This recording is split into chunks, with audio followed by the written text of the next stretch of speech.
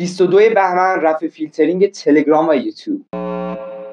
چرا انقدر این شایعه در رابطه با رفع فیلترینگ یوتیوب و تلگرام جدی شده؟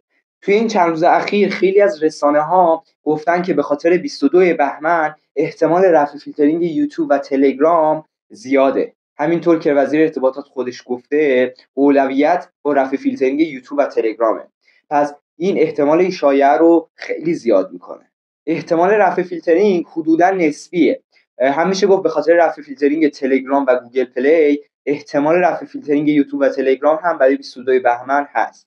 اما از اون ور میشه گفت این دو تا پلتفرم خیلی بزرگن و به این راحتی و به سرعت نمیشه در رابطه با رفع فیلترینگ اونا تصمیم گرفت. طی این چند روز هم هیچ مقام رسمی در رابطه با رفع فیلترینگ یا عدم اون صحبتی نکرده.